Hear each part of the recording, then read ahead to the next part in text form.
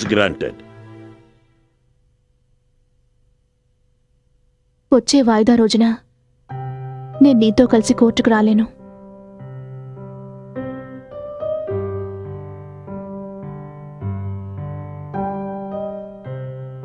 హాస్పిటల్లో ఏదైనా అపాయింట్మెంట్ ఉందా? లేదా, కానీ నేను ఏ మాటల్ని మర్చిపోవాలనుకుంటున్నాను.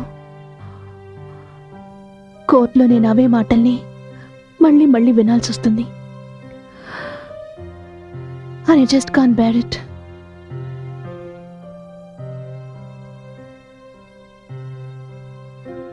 నువ్వెంత బాధపడుతున్నావో నాకు తెలుసు.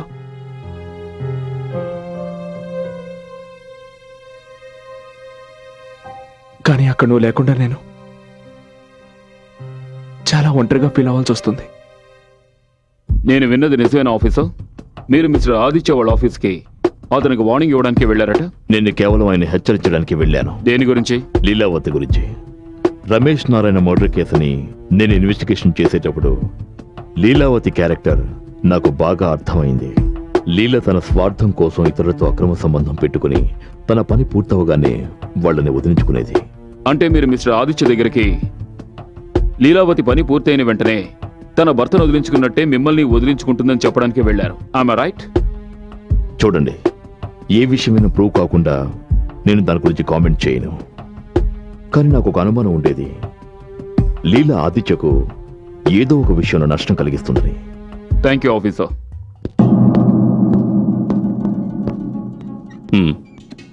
ఇవిగో చూడండి, మీ అనుమానాలకి సరైన సమాధానం. ఈ ఫోటోగ్రాఫ్స్ని కోర్టులో చూపించండి. హంతకుడికి తప్పకుండా శిక్ష పడుతుంది. మీ దగ్గరికి ఈ ఫోటోలు ఎలా వచ్చాయి? ఎవరో నాకు ఫోన్ చేశారు. అతను నన్ను కొంత డబ్బు అడిగి ఈ ఫోటోలు తను చెప్పిన చోటుకి వెళితే దొరుకుతాయన్నాడు. ఇంతకీ ఈ ఫోటోగ్రాఫ్స్ మీకు ఎక్కడ దొరికాయి?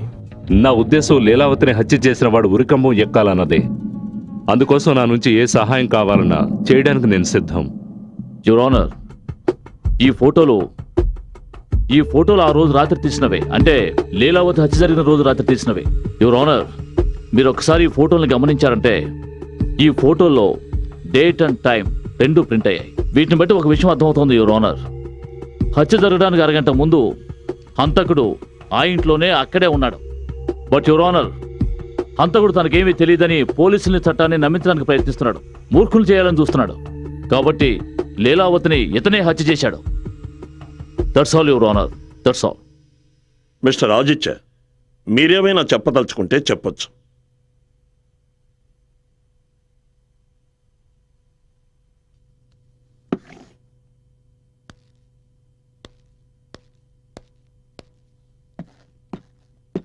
అవును, నేను ఆ రోజు రాత్రి లీలా వాళ్ళ ఇంటికి వెళ్ళింది నిజమే. కానీ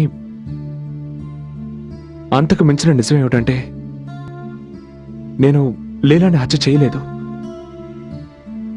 ఏ రోజైతే లీలా హత్య జరిగిందో ఆ రాత్రి నేనేదో కొంచెం మాట్లాడాలి. This is what love and affection. నేను తలుచుకుంటే నీ భార్య బిడ్డని కూడా నీ నుంచి నేను వేరు చేయగలను. Shut up! Get out of my house! ఇంతకు మించి ఆ రోజు రాత్రి మా ఇద్దరి మధ్య ఏమీ జరగలేదు. లీలా హత్య ఎవరు చేశారో కూడా నాకు నిజంగా తెలియదు. కానీ ఖచ్చితంగా ఒకటి మాత్రం చెప్పగలను, నన్నెవరూ ఇరికించాలని ప్రయత్నిస్తున్నారు. అబద్ధం చెప్తున్నాడు యువర్ ఆనర్. ఇతను అబద్ధం చెప్తున్నాడు. అబద్ధాలు చెప్పి చట్టం కళ్ళకి గంతలు కట్టాలని చూస్తున్నాడు. I object your honour. Sharath Kumar గారు నా క్లయింట్ని సరిగ్గా మాట్లాడడానికి కూడా అవకాశం ఇవ్వడం లేదు. ఆయన చూపించిన సాక్ష్యాలు నమ్మశక్యంగా లేవు. పైగా కోర్టు వారికి ఇంతవరకు ఆ ఫోటోలు ఎవరు తీశారో కూడా చెప్పలేదు. యువర్ ఆనర్, ఒకవేళ నా క్లయింట్ తలుచుకుని ఉంటే ఈ ఫోటో స్ట్రిక్ ఫోటోగ్రాఫ్స్ అని చెప్పి రుజువు చేసుండొచ్చు. కానీ ఆయన అలా చెయ్యలేదు. ఎందుకంటే ఆయన చట్టానికి సహకరించాలనుకుంటున్నారు. నిజమైన నేరస్తుడిని చట్టానికి పట్టివ్వాలనుకుంటున్నారు. జడ్జి గారు, నేను ఆమెను ప్రేమించలేదు. అది కేవలం ఆకర్షణ. నాకు తెలియకుండానే ఆమె ఆకర్షణకి నేను లోనయ్యాను.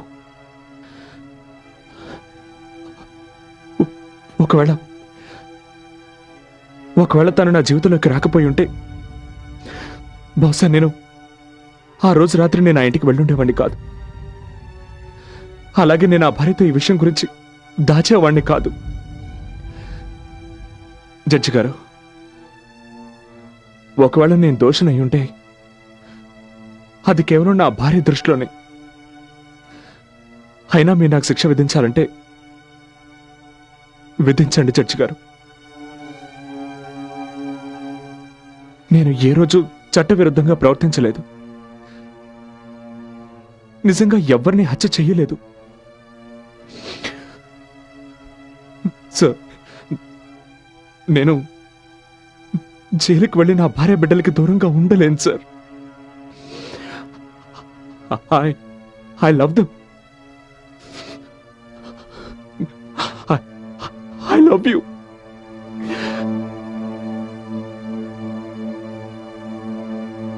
ఈ కేసులో నిర్ణయం తీసుకోవడానికి కోర్టు పోలీసుల సహకారాన్ని కోరుతోంది.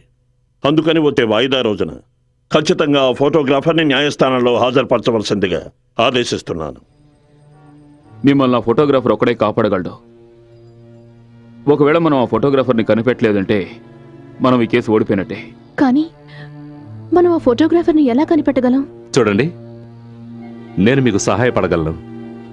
కానీ మీరు ఈ రోజు వరకు నేను మిమ్మల్ని అపార్థం చేసుకున్నాను. కానీ మీరు కోర్టులో చెప్పిన విషయాన్ని విన్న తర్వాత మీరు ఖచ్చితంగా నిరపరాధం రుజువైంది. ఈ కేసును నేను వాపస్ తీసుకోలేను. కానీ ఆ నోట్ల సీరియల్ నెంబర్లు నా దగ్గర ఉన్నాయి. వీటి ద్వారా మీరు ఆ ఫోటోగ్రాఫర్ దగ్గరికి వెళ్ళొచ్చు.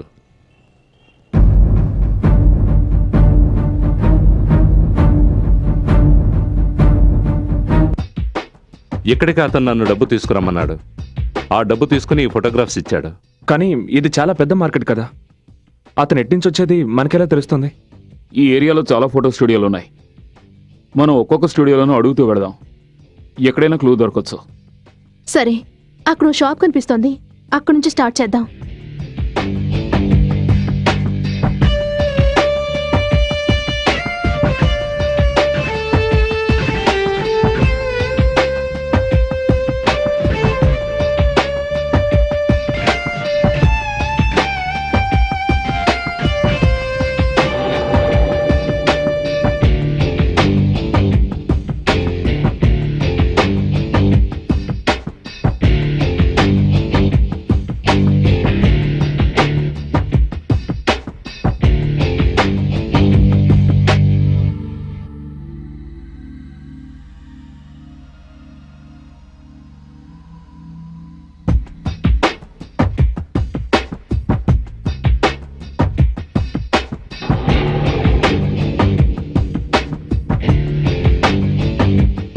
దొరికాయి. ఇవి అవే సీరియల్ నోట్లు. ఈ నోట్లు మీకు ఎలా దొరికాయి? ఎవరెవరో ఇస్తూ ఉంటారు, జ్ఞాపకం ఎలా ఉంటుంది సార్? అందుకే ఈ లిస్ట్ తీసుకుని మేము మీ దగ్గరికి వచ్చాం. ఇక నుంచి ఎవరైనా 100 రూపాయల నోట్లు తీసుకుని మీ దగ్గరకు వస్తే ఈ లిస్టు ఆ నెంబర్లు మ్యాచ్ అవుతున్నాయేమో చూడండి. ఒకవేళ మ్యాచ్ అయితే వెంటనే మాకు ఫోన్ చేసి చెప్పండి. అలాగే. చూడండి, మా నెంబర్స్ ఇందులో ఉన్నాయి. ఓకే, ఇప్పుడు అర్థమైంది సార్. నెంబర్లు మ్యాచ్ అవుతున్నాయి. బట్ మళ్ళీ అతను ఆ స్టూడియోకి రావాలి. ఆ స్టూడియో అతను మనకు ఫోన్ చేయాలి. మీరు చెప్పింది నిజమే.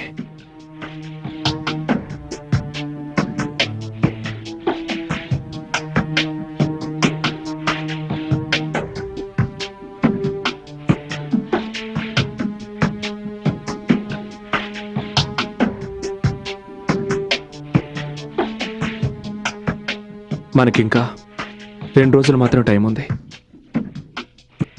ఆ తర్వాత జడ్జి గారు తీర్పిచ్చేస్తారు. Just 2 days.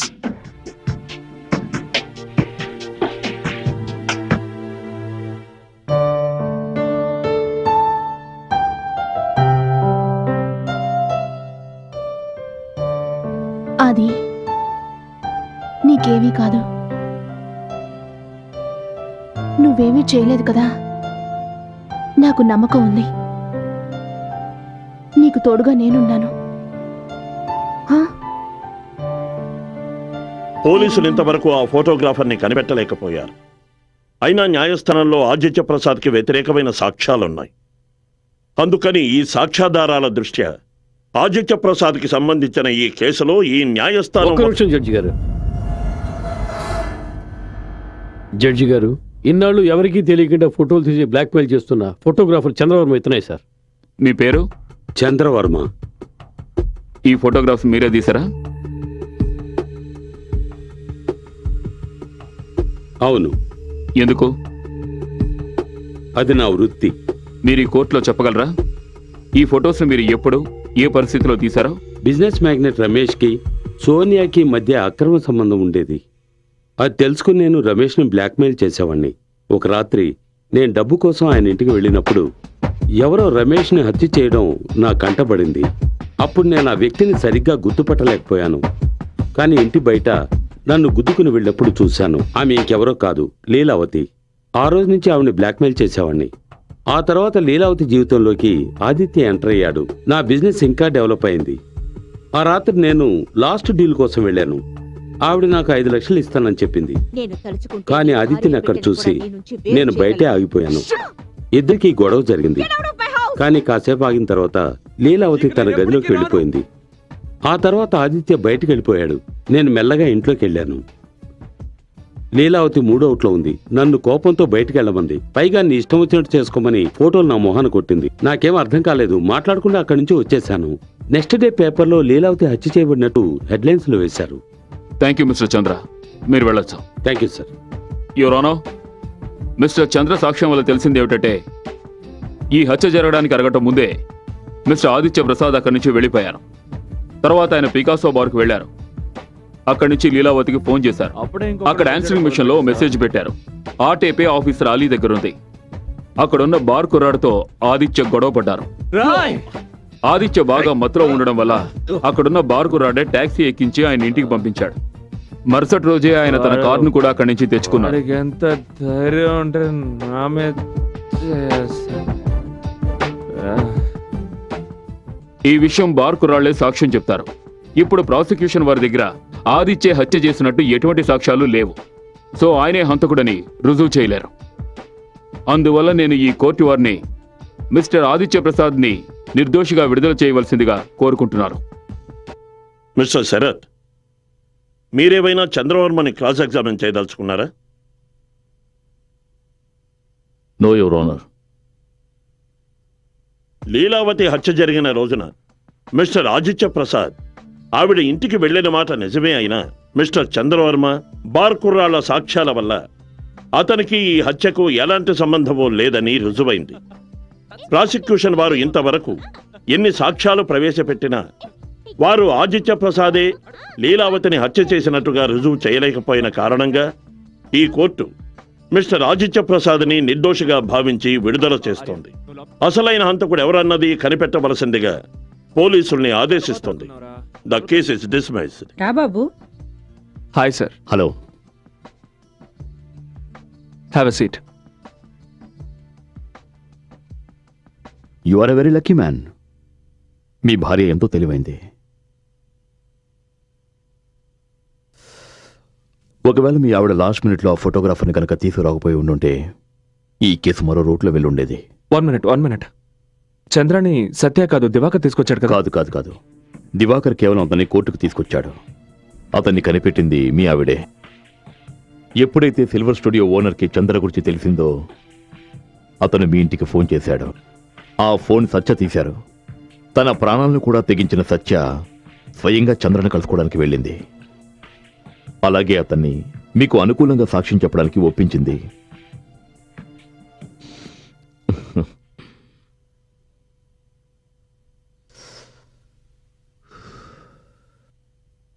నమస్తే సత్యవతి గారు. భార్య అంటే ఇలా ఉండాలి. ఆయన కోసం మీరు ఎంతో చేశారు. కానీ మీ ఆయన మీ దగ్గర అన్ని విషయాలు దాచారు.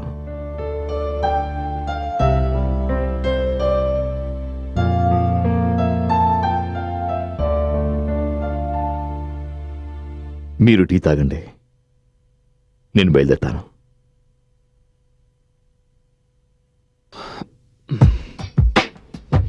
బాయ్. బాయ్.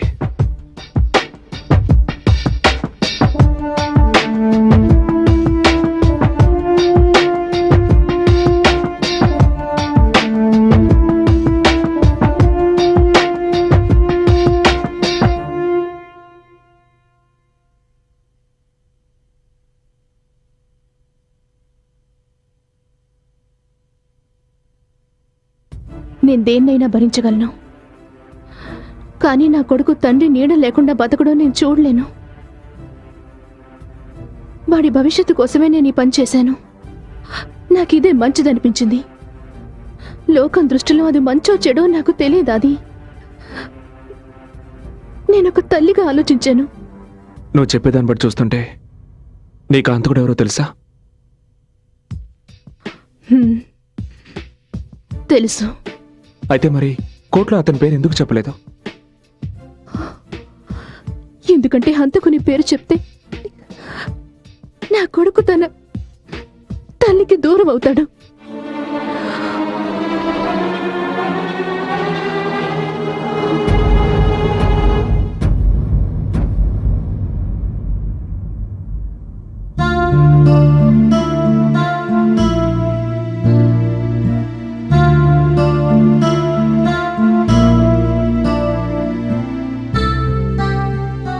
మీరేమనుకున్నారు?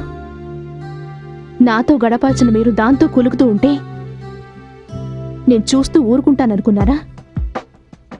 మీరు ప్రతిరోజు ఆలస్యంగా రావడం, మాటకు ముందు నాతో అబద్ధాలు చెప్పడం, ఆఫీస్ టైంలో ఆఫీస్లో ఉండకపోవడం, మీరు చెప్పే ప్రతి మాటని నేనెప్పుడూ నమ్ముతూనే ఉండేదాన్ని. కానీ ఆ రాత్రి రెస్టారెంట్ నుంచి వచ్చిన తర్వాత మళ్ళీ ఆఫీస్కి వెళ్ళాలని చెప్పినప్పుడు నాకెందుకో అది నమ్మాలనిపించలేదు. అందుకే నేను మిమ్మల్ని ఫాలో అయ్యాను. మీరు లీలా ఇంటికి వెళ్ళడం చూశాను. నేను మీ ప్రతి మాటను గమనిస్తూ వచ్చాను. ఆ రోజు అలమార్లో మీ ఇద్దరి ఫోటోలు చూశాక నా అనుమానం నిజమైంది. ఆ రోజు రాత్రి నేను ఇంట్లోంచి వెళ్ళిపోతానని చెప్పినప్పుడు అయితే నన్ను మీరు నా నుంచి చాలా దూరం వెళ్ళిపోయారనిపించింది. నా మనసు విరిగిపోయింది. కానీ నా కాపురం చెడిపోవడం నాకు ఇష్టం లేదు. అప్పుడు నేను నిర్ణయించుకున్నాను, లీలని కలవాలని. నేను తనకి ఫోటోలు చూపించాను, నచ్చ చెప్పాలని ప్రయత్నించాను, మనిద్దరి మధ్య నుంచి వెళ్ళిపోమని చెప్పాను. కానీ తను నేను చెప్పిన ఒక్క మాట పట్టించుకోలేదు. పైగా నన్ను ఇంట్లోంచి వెళ్ళిపోమని చెప్పింది. లీలా! నేను తనకి ఎంతో నచ్చ చెప్పాను, కాళ్ళ వేళ్ల పడ్డాను. నా బిడ్డ భవిష్యత్తు గురించి ఆలోచించమన్నాను. ఎంత బతిమాలుకున్నా తను ఏమాత్రం కనికరించలేదు. పైగా నేను నిన్ను సుఖపెట్టలేకపోతున్నానని, అందుకే నువ్వు దాని దగ్గరికి వెళ్తున్నావని, మన పవిత్రమైన బంధాన్ని అపవిత్రం చేసింది, మనిద్దరిని విడదీస్తానంది. దాంతో నేను తట్టుకోలేకపోయాను. నేను చేసిన నేరానికి నీకు శిక్ష పడుతుందని నేను ఊహించలేదు.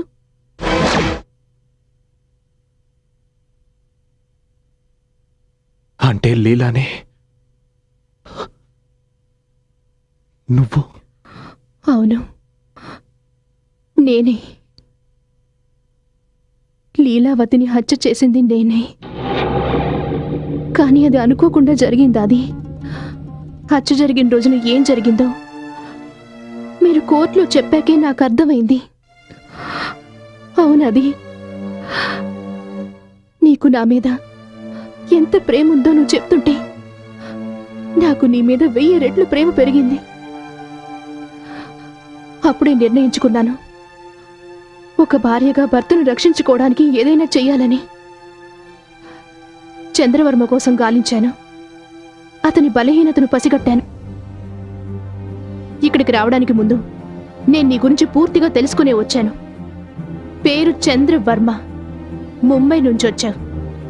వృత్తి చూస్తే ఫోటోగ్రాఫర్వి, కానీ వ్యాపారం బ్లాక్ మెయిలింగ్, అది చట్టవిరుద్ధమైనది. నువ్వేమనుకున్నావు?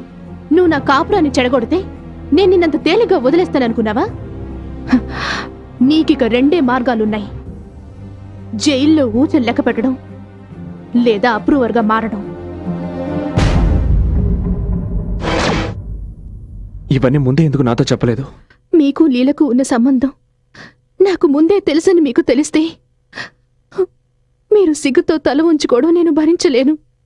మీరు నా దగ్గరికి తిరిగి వచ్చేశారు. నాకంతకంటే ఇంకేం కావాలి? ఇదంతా ఎలా జరిగిందో నాకు తెలియదు, కానీ జీవితాన్ని జీవితంగా మలుచుకోవడానికి కొన్ని విషయాల్ని దాచడం ఎంతో అవసరవాది. లేదంటే ప్రేమ కోటలు పేక మేడల్లా కూలిపోతాయి. నేను మన కాపురాన్ని కలకాలం కాపాడుకోవడానికి ఏది మంచో అదే చేశాను.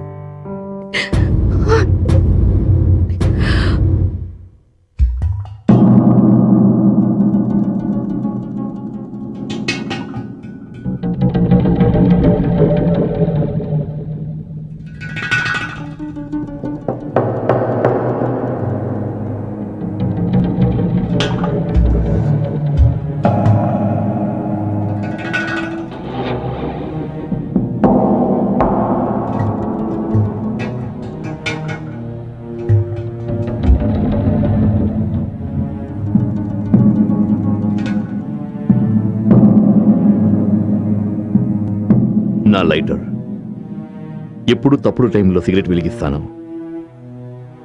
రైట్ టైంలో లైటర్ని మర్చిపోతాను. కరెక్ట్గా చెప్పారు సత్యవతి గారు. జీవితం ఒక నాటకరంగం అన్నాడు షేక్స్పియర్. అందులో కేవలం మన కథాపాత్రలో మాత్రమే దాన్ని మీరు నిజం చేశారు. అలా చేయలేదంటే మీ జీవితం నాశనం అయ్యేది. నా వల్ల మీ జీవితం కూలిపోవడం నాకేమాత్రం ఇష్టం లేదు. All the best.